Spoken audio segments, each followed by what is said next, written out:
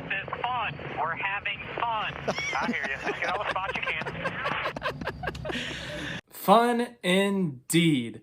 I guess Christopher Bell was trying to be a little sarcastic there, but still, it was fun for the Clash. Yeah, it got a little sloppy there at the end. It got sloppy at times, but you got to remember, this is a preseason race. This is an exhibition race. This race is for fun. No points. It's all about winning.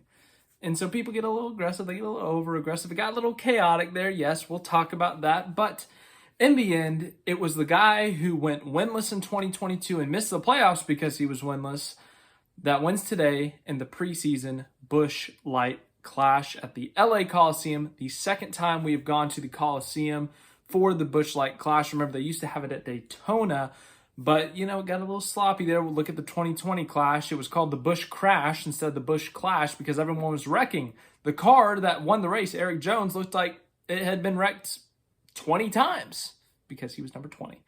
Anyways, they moved it to the Daytona Road Course, and then they decided to try something new, and I like that they decided to try something new. It's a fun idea. I still like the idea. I had fun for this race, considering it was an exhibition race. If this was a points-paying Cup Series race, I would probably be more critical of the race itself. The racing, the crashes, the spins, everything that happened that second half of the race, but because it was a non-points paying race, because it was just for fun, I'm a little bit more relaxed on it. I think some people will be critical, and they're allowed to be critical, but I'm going to be a little bit lighter on this race because it's the Busch Light Clash. I have way too many puns today. Anyways, Martin Truex Jr. was your winner. Yes, as I said, winless in 2022. Today comes out, wins the first race of the season, and if you remember correctly, there has been one winner in the history of the Busch Light Clash at the Coliseum. It was Joey Logano. What did Joey Logano do in that same year? He won the championship. So is this an early sign for Truex? Obviously, it's way too early to call Martin Truex Jr. the 2023 champion, but of course, he is in a Joe Gibbs racing car. You would expect him to be contending for that championship. Anyways, very good race for him. He had one of the best cars all weekend long, was really fast in qualifying and the heats and obviously in the race. He was up there in the top 3, 5 the last half of the race, but the last half of the race took forever, obviously, with all those spins and stuff. But he made his way up to the second row, was consistently behind Bowman, but then finally nailed a restart, was able to get by Bowman, and was able to pass Ryan Preece for the lead, actually. Ryan Preece, a really good race. We'll talk about him when we go through our results. And then after that, he never lost the lead again. Sure, there were a couple of restarts that he had to dodge some attempts at moving him up the track, but he was able to run away after Kyle Busch, Bubba Wallace, Austin Dillon, and others kind of started running into each other, and that just allowed Truex to widen the gap.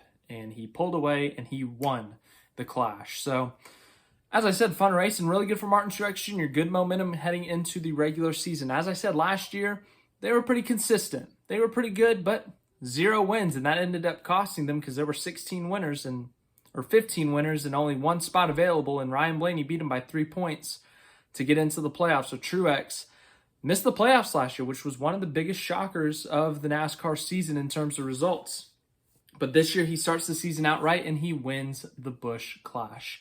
As I said, lots of spins in this race, especially the second half. Remember this new format, 150 laps, and there's a halftime show. You don't see that in NASCAR. There's not a halftime. There's stage breaks, but they're usually short. You get pits. You don't stop the field and have a full-blown performance. But for this, it's in LA. It's a different event. It's a preseason event. Have some fun. Take some risks. I said this last year. This is the place to take a risk. This and the All-Star race. Go to a venue you haven't gone to before. Do a format you haven't done before. Do something new. The Coliseum, doing a NASCAR race in a football stadium, that's something new. Having a halftime performance, that's something new. And I personally thought it was fine. I obviously was not there, but it looked like people were having a good time. Halftime performance was Wiz Khalifa. People looked like they were dancing, having a good time during the halftime performance. I can't complain. As long as people are having fun at the track, that's cool with me. So, yeah, the racing product itself, last year's race had 5 cautions in it. This year's had 16. They don't count caution laps as actual race laps, which really kind of hurts in terms of getting the race done quicker. It took almost 2 hours to complete this race, maybe a little bit over 2 hours, honestly. and I'm not complaining or anything, but it's just it did get a little sloppy there in that first half of the second half of the race. There was a lot of cautions. They calmed down a little bit, but there were still a few spins and wrecks, but we did have a 15-20 lap run there near the end to get us to the finish. So once again, really enjoyed the overall event just from the outside looking in, doing it at a unique venue, doing something different in terms of, the weekend itself. It's a really cool concept. I really think it is, and I think they should keep doing this. I like the LA Coliseum. I think it's a fun idea, but why not try it somewhere else? Anyways, I guess it's time for the finishing results. I don't have to slide over anymore because I've had this picture of Truex here. I've got this new monitor. Let me know what you think of that, by the way, if you have any thoughts.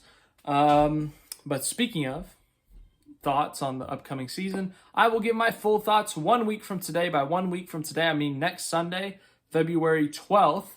I will be doing my full season preview and predictions. We'll talk about all the big storylines, and I'll give you my predictions for the playoffs, Final Four, and championship. So we'll talk about all that, but let's look at the results of the race. Martin Truex Jr. is your winner, as I said. Winless last year, 1 for 1 this year. Really good start for him. Really good start for Joe Gibbs Racing. I think he's the oldest guy at Joe Gibbs Racing. Well, I guess he was last year too, but you got 2 young guys in there with Gibbs joining the crew, Ty Gibbs, that is. And then obviously Christopher Bell as well. But Denny Hamlin, he's a little bit younger, I think. Anyways, really good start to the season. Way to start off with a win. Good for Martin Truex Jr. And good start to the year. No really playoff implications or anything, so I don't know what else to talk about.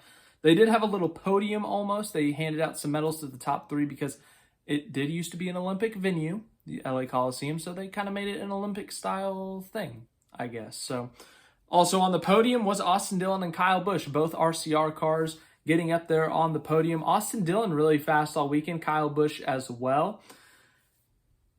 Kyle Busch, watching him in the number 8 car was very weird. It was. I'm sorry, I'm not used to it yet. I'm not going to be used to it for a while. Still used to seeing him in the 18 Toyota, the M&M's Camry. It's going to be weird seeing him in the number 8 Chevy for a while. So I'm still getting used to it, but good to see both the RCR cars up there. Obviously, there's no track like this, so it's really hard to base their whole season of speed off of this one race. But a good start in terms of momentum. Both RCR cars up there. Austin Dillon, really good throughout the weekend. Equal, even a little bit better at times than Kyle Busch, and Kyle Busch even admitted that. So really good runs for them. 4th place, Alex Bowman. Good race for him. Beautiful paint scheme still. 4th. He was up there most of the race. 5th place, Kyle Larson. 6th place, Tyler Reddick. His first race in the 23-11-45. 7th place, Ryan Preece. Really good race for him, but honestly not too big of a shock. He is great at short tracks. That is his thing. Modified racing is his thing. Tony Stewart in the booth, he talked about that's why he picked Ryan Preece to drive the 41, because he's so good at the short tracks, the modified racing, that he thought he was a great candidate to take over the 41, and that's what kind of caught his eye in terms of putting him in his Stewart-Haas racing car. He led a lot of laps, had a mechanical issue that kind of sent him to the back, but he was able to get it refired up. Finishes 7th.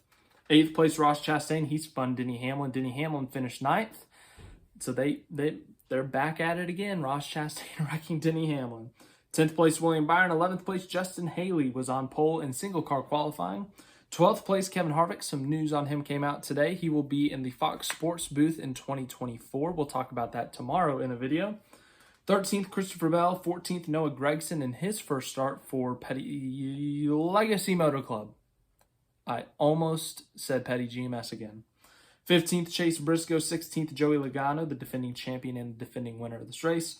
Ryan Blaney, 17th. Eric Almirola, 18th. 19th, Daniel Suarez. 20th, AJ Allmendinger. 21st, Chase Elliott. 22nd, Bubba Wallace.